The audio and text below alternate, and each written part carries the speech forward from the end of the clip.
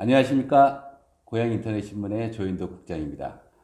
제21대 총선과 관련 고양시의 경우 여야의 전략공천으로 인하여 사실상 깜깜이 선거로 치러지고 있기에 고양시 여론을 주도하고 있는 제야 원로 정치인인 고철영 본부장님을 모시고 말씀을 들어보도록 하겠습니다. 안녕하십니까, 본부장님. 예, 안녕하십니까. 먼저 총선과 관련해서 한 말씀 해주시죠. 고양시 4개 지역에 거의 신일이라고 할 수 있는 전략 공천으로 인하여 고양 시민들은 각 당의 각 후보들의 현재 이름조차 모르는 상황입니다.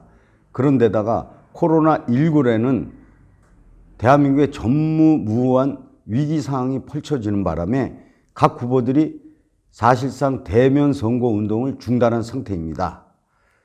그렇지만 우리는 싫든 좋든 투표 당일날 투표장으로 가서 투표를 해야 됩니다. 그래서 저는 고양 시민들의 주권 행사를 도움을 주기 위해서 오늘 이 자리에 나왔고, 또한 각 후보들의 공약과 인물에 대한 그 날카로운 검증을 할 것이오니 각 후보들은 저의 그 비판을 겸허히 수용하시기 바라는 이유는 저의 비판 내용이 고양 시민들의 여론이라 생각하시고 좋은 정치인으로 거듭나시길 간곡히 부탁드리겠습니다.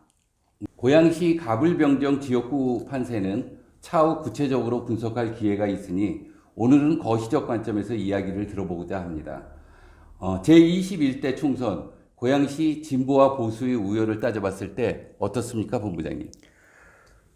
제가 학생 청년 시절인 1980년대부터 1990년대까지 고양군에서 진보 활동을 했습니다. 민주연합 청년 동지회라는 진보 단체를 처음 만들었고, 그때 참으로 고단하고 힘든 시절이었지만 진보 세력의 뿌리를 내리기 위해서 굉장히 노력을 했고, 그래도 그때 당시에는 보수가 50%, 진보가 20% 이 이념 스펙트럼에서 벗어나지를 못했습니다. 그렇기 때문에 고양군 시절이었을 때는 진보 정치인이 단 한 번도 국회에 입성한 사실이 없었습니다. 그리고 일선 신도시가 개발되면서 외지인들이 물밀듯이 고양군으로 들어와 현재는 100만 이상이 넘었는데, 일산 신도시가 확실하게 안착되면서부터 고양시의 보수와 진보의 우열이 뒤바뀌었습니다. 진보 35%, 보수 30%. 이것이 일산 신도시 개발 이후에 오늘까지 이 추세로 이어지고 있는데 두 번의 부침은 있었습니다. 네, 그러면 고양시에서 두 번의 부침이 있었다고 하는데 어떤 내용입니까? 첫 번째는 고양 시민들이 다 아시다시피 박근혜 전 대통령 탄핵 시점 이후입니다. 그때 당시 보수층 30%에서 10%가 이탈을 해서 중도층으로 옮아가고, 중도층에서 10%가 진보층으로 이동하여 결국은 진보 45%, 보수 20%, 이 구도가 고착화돼 가지고 결국은 2018년 지방자치선거 때 그대로 고양시에서는 진보 45%, 보수 20%로 이렇게 투표 결과가 나타났습니다.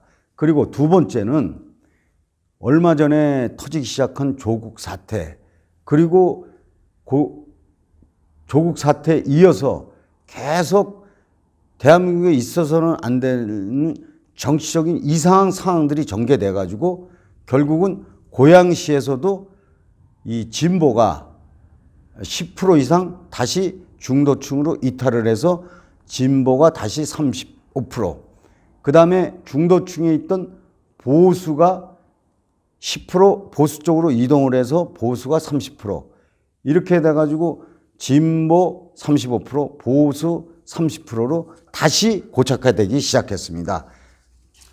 그렇다면 현재 고양시 4개 지역구 판세를 어떻게 보고 계시는지요? 여론조사에서는 대체로 진보가 우세한 것으로 나오고 있는데요. 특별한 정치적인 변동이 없는 한 고양시는 진보 35%, 보수 30%로 고착화될 수밖에 없는 구조가 되어 있습니다. 그런데 지금 고양시민 108만 중에서 고양시 원주민들과 그 후손들이 약 15만 가량 같이 뒤섞여서 살고 있습니다. 4개 지역구에서. 그런데 고양시 원주민들은 원래부터 보수화돼 있었고 또 과거의 고양군을 그리워하기 때문에 이 보수의 이 틀에서 벗어나질 못하고 고양시를 이끌고 있는 30%의 이 보수층의 이 주류는 고양군 원주민들이라고 보시면 됩니다. 그런데 이 원주민들은 사실상 여론조사 이것에 잘 응하지는 않습니다. 왜 그러냐면 이 원주민들이 독재 정권 시절, 군사 정권 시절에 살아왔기 때문에 막연하게나마 정치적인 여론조사는 어떤 불안감과 공포감을 느끼고 있습니다. 그래서 여론조사를 기피하는 이 상황이기 때문에 여론조사 35대 30으로 나온 여론조사는 믿을만 하지만 그 차이가 더 이상 벌어지게 되면은 이 정치적인 함정이 있기 때문에 여론조사도 어떻게 되면 신뢰성을 상실할 수가 있고 사실상 여론조사와 틀리게끔 투표함을 개봉했을 때는 그 많은 상황이 벌어지지 않습니까? 어쨌든 간에 35대 30으로 이 투표날까지 이 상황은 유지될 거라고 저는 생각하고 있습니다. 네. 그러면 이번 선거에서도 진보 진영이 압승할 것으로 예상하시는지요? 아니죠. 그 반대 현상이라고 볼 수가 있습니다. 왜 그러냐면 이 진보와 보수가 이 고양시에서는 진보가 우세하지만 이 선거는 구도입니다. 진보가 우세하다고 해서 꼭 이긴다는 보장은 없습니다. 왜 그러냐면 현재 구도상 진보가 굉장히 불리하게 짜져 있습니다.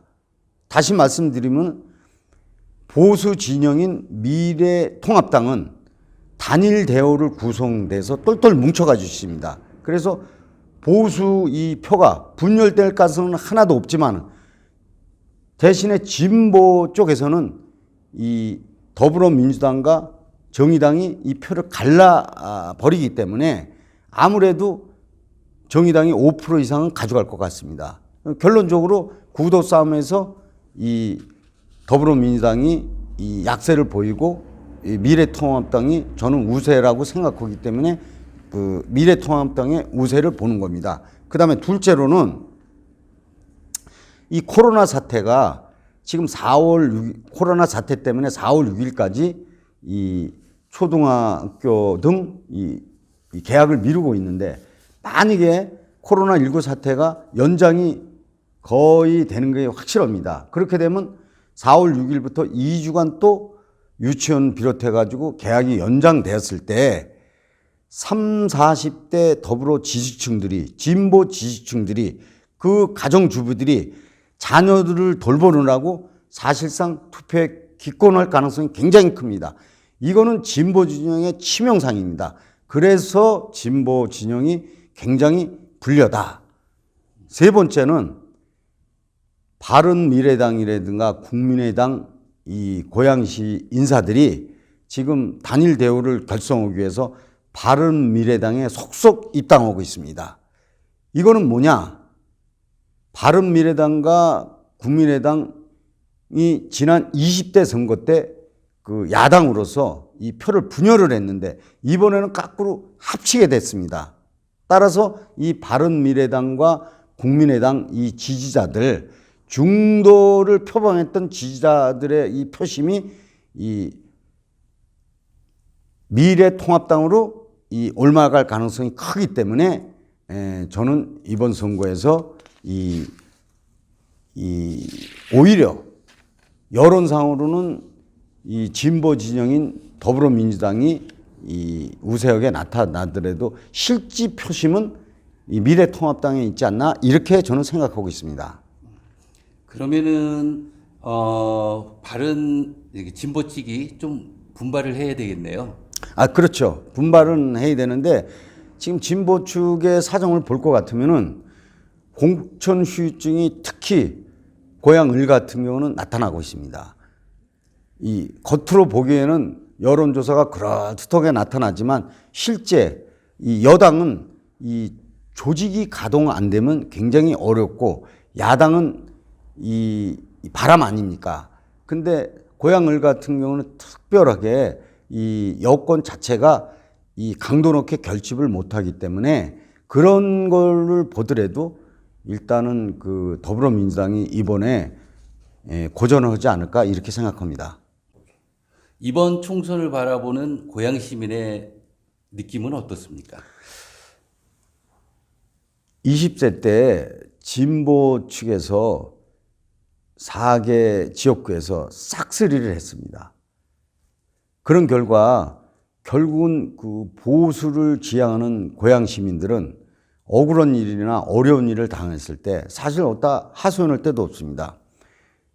고양시당도 10년 동안 진보 측에서 집권을 하고 있고 그러다 보니까 어떤 사안이 발생했을 때 이 보수의 의견을 이 권력자들이 수용하고 이런 길이 막히는 바람에 고양시는 특히 다른 지역보다 다른 지자체보다 주민들보다 더 반목과 갈등이 심화됐습니다.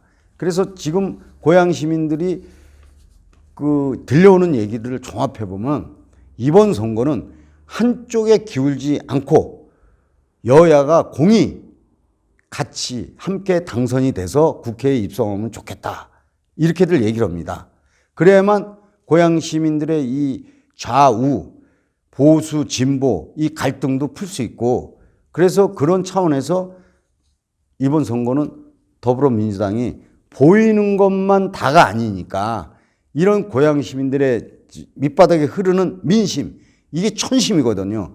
이런 그 질타를 그 개표가 됐을 때 느끼지 마시고 지금부터 더 겸손하고 분발해서 다음은 몇 석이라도 같이 공히 여야가 같이 진출할 수 있도록 이렇게 고양 시민들의 바람을 수용을 하시려면 좀 더 분발해야 되지 않나. 그리고 미래통합당은 과거에 잘못한 거를 다시 전철을 안 받도록 하기 위해서는 지금 미래통합당은 단일 대화가 됐다고 그래서 너무 옛날처럼 건방을 떨거나 갑질을 하는 이런 행위들을 보여주지 말고 더 겸손하게 이렇게 이번 총선에 임해가지고 고양 시민들이 진짜 주인이고 왕이다.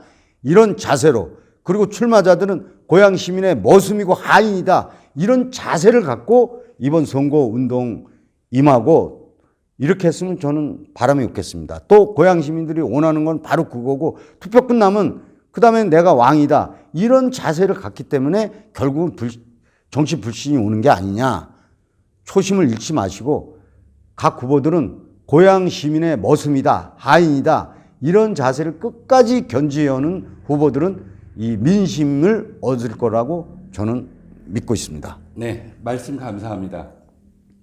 이틀 후에는 고철영 본부장님을 모시고 각 후보들의 인물과 그 다음에 공약의 문제점을 짚어보는 시간을 갖도록 하겠습니다. 많은 시청 바라겠습니다. 나와주셔서 감사합니다. 네, 감사합니다.